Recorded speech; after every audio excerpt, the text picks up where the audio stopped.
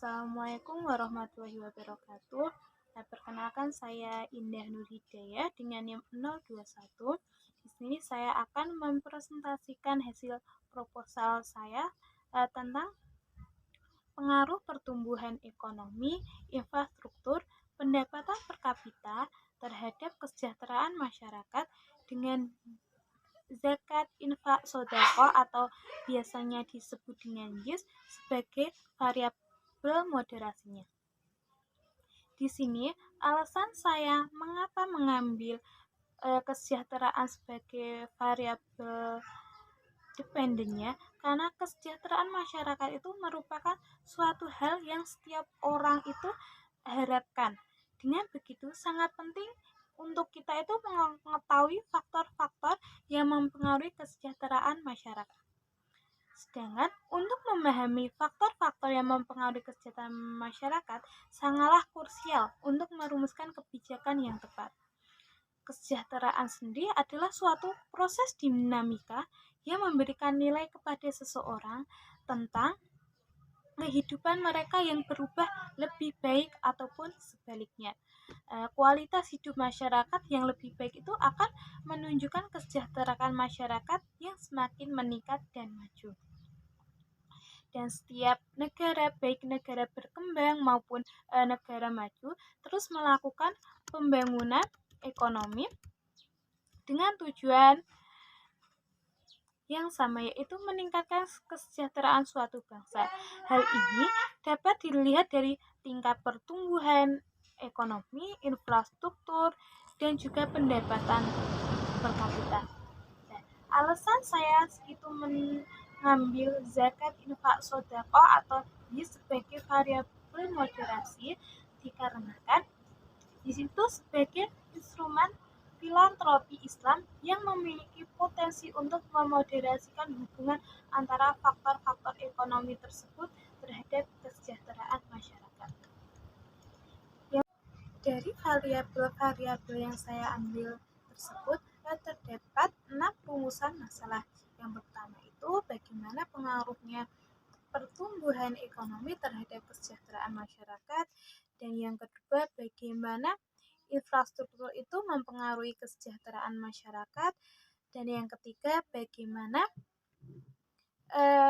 pendapatan per kapita itu mempengaruhi kesejahteraan masyarakat, dan yang keempat bagaimana zakat infak sodako atau JIS itu memoderasi pengaruh pertumbuhan ekonomi terhadap kesejahteraan masyarakat, dan yang kelima bagaimana JIS itu memoderasikan pengaruh infrastruktur terhadap kesejahteraan masyarakat, dan yang keenam yang terakhir bagaimana JIS itu memoderasikan pengaruh pendapatan per kapita terhadap kesejahteraan masyarakat.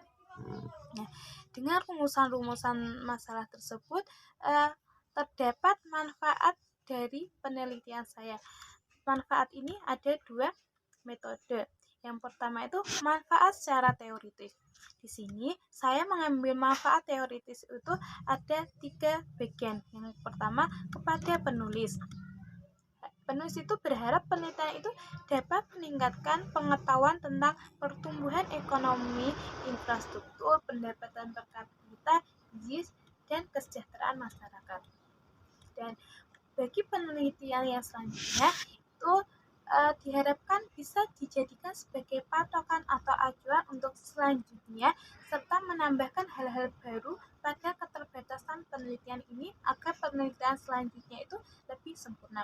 Yang ketiga, bagi UIN Salatiga, kajian ini mungkin bisa dijadikan sebagai tambahan atau patokan daftar referensi bagi manajemen sumber daya manusia. Yang kedua, manfaat secara praktisi. Bagi pemangku kepentingan, dalam penelitian ini diharapkan bisa menjadi bahan masukan bagi pembuat kebijakan dalam merumuskan kebijakan yang mendukung akan kesejahteraannya masyarakat dengan mempertimbangkan peranan JIS dan faktor-faktor ekonomi lainnya. Lalu yang selanjutnya yaitu teori utama atau biasa juga disebut dengan grand theory. Dari variabel-variabel saya tersebut saya mengambil Pembangunan berkelanjutan saya jadikan sebagai grand theory. Menurut Emil Salim 1990, tujuan pembangunan berkelanjutan untuk meningkatkan kesejahteraan masyarakat dengan memenuhi dan aspirasi manusia sehingga membangunkan akan merata di masa sekarang maupun masa yang akan mendatang. Lalu pembangunan berkelanjutan atau biasa juga disebut dengan sustainable development berinti pada pencapaian keseimbangan antara tiga sektor, yaitu meliputi pembangunan sektor ekonomi, pembangunan sektor sosial, dan perlindungan lingkungan. Karena sifatnya yang multidimensional, maka teori pembangunan berkelanjutan sesuai jika dijadikan sebagai grand theory atau teori utama. Lalu kesejahteraan masyarakat menurut Umar Chapros, sejahtera bukan berarti yang kaya namun yang ideal. Kesejahteraan sendiri adalah standar living atau well-being, welfare, dan quality of life menurut Tenah et al. 2019. Metode Reid dan Smith 2003 mengumumkan bahwa kesejahteraan masyarakat menengah ke bawah dapat dipresentasikan dari tingkat hidup masyarakat. Yang selanjutnya ada pertumbuhan ekonomi. Bahwa di sini pertumbuhan ekonomi menurut teori Keynes adalah ekonomi yang menghubungkan pembangunan dengan kenaikan pendapatan per kapita. Teori ini sesuai dengan keadaan Indonesia saat ini karena dahulunya negara agraris ini beralih ke sektor industri. Yang selanjutnya itu adalah infrastruktur. Teori infrastruktur ini yang dikemukakan oleh teori dorongan kuat atau Big Push Theory. Teori dorongan kuat ini menyatakan bahwa infrastruktur merupakan instrumen kesejahteraan yang harus dibangun terlebih dahulu. Kemudian instrumen lainnya dikembangkan dan selanjutnya menetes. Teori ini menunjukkan bahwa untuk mengatasi hambatan pembangunan ekonomi negara terbelakang dan mendorong pembangunan ekonomi tersebut ke arah kemajuan diperlakukan suatu dorongan yang kuat atau sumber program besar yang menyeluruh dalam bentuk suatu jumlah minimum suatu investasi. Selanjutnya yaitu hipotesis. Berdasarkan latar belakang, rumusan masalah, dan tujuan penelitian, maka hipotesisnya dapat dimasukkan dalam penelitian ini adalah yang pertama, pengaruh pertumbuhan ekonomi terhadap kesejahteraan masyarakat. Berdasarkan teori pertumbuhan Keynes yang mengidentifikasi bahwa pertumbuhan ekonomi itu sebagai faktor yang menentukan perubahan distribusi pendapatan dalam jangka waktu panjang, sehingga dapat diartikan bahwa pertumbuhan ekonomi itu berpengaruh positif dan signifikan terhadap kesejahteraan masyarakat. Dan yang kedua, pengaruh infrastruktur terhadap kesejahteraan masyarakat. Penelitian yang sejalan dengan ini adalah penelitian Awadari dan Indrajaya 2016 yang menyatakan bahwa infrastruktur itu berpengaruh positif dan signifikan terhadap kesejahteraan masyarakat. Dan yang ketiga, pengaruh pendapatan per kapita terhadap kesejahteraan masyarakat. Beberapa teori menjelaskan hubungan antara pendapatan per kapita dan kesejahteraan masyarakat. Teori kebutuhan Maslow, teori ini menunjukkan bahwa manusia itu memiliki kebutuhan hierarkis dimulai dari kebutuhan dasar fisiologis seperti makanan dan tempat tinggal, hingga kebutuhan yang lebih tinggi seperti penghargaan dan kualitas diri. Ketika pendapatan per kapita meningkat, orang dapat memenuhi kebutuhan dasar mereka dengan lebih baik yang mengarah pada peningkatan kesejahteraan masyarakat. Dan yang keempat, pengaruh pertumbuhan ekonomi terhadap kesejahteraan masyarakat dengan dimoderasikan oleh HIS.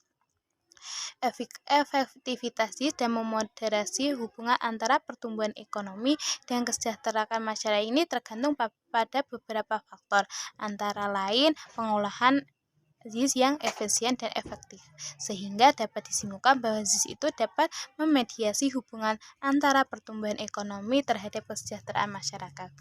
Dan yang kelima, pengaruh infrastruktur terhadap kesejahteraan masyarakat yang dimoderasikan oleh ZIS. Infrastruktur itu dapat mempengaruhi kesejahteraan masyarakat dengan bantuan YIS sebagai variabel moderasi. YIS itu dapat meningkatkan efek positif infrastruktur terhadap kesejahteraan masyarakat dengan memberikan bantuan keuangan yang tepat sasaran. Yaitu pendapatan per kapita terhadap kesejahteraan masyarakat yang dimoderasikan dengan JIS. Pendapatan per kapita merupakan faktor penting dalam menentukan tingkat kesejahteraan masyarakat.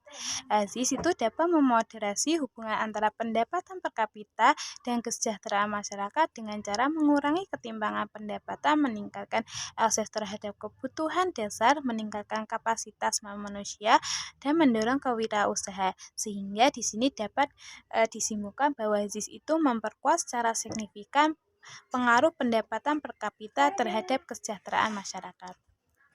Dan yang terakhir yaitu populasi dan sampel. Populasi pada penelitian ini merupakan lembaga-lembaga nasional yang terdiri dari Badan Pusat Statistik atau BPS Nasional, Badan Koordinasi Penanaman Modal, dan Badan Amin Zakat Nasional atau Basnas, Kementerian Keuangan, dan instansi yang terkait. Dan sampel yang saya gunakan yaitu dalam penelitian ini ada zakat, infak, sedekah, infrastruktur, pertumbuhan ekonomi, pendapatan per kapita, dan juga kesejahteraan masyarakat. Baik, mungkin itu saja yang dapat saya presentasikan. Kurang lebihnya mohon maaf yang sebesar-besarnya. Wassalamualaikum warahmatullahi wabarakatuh.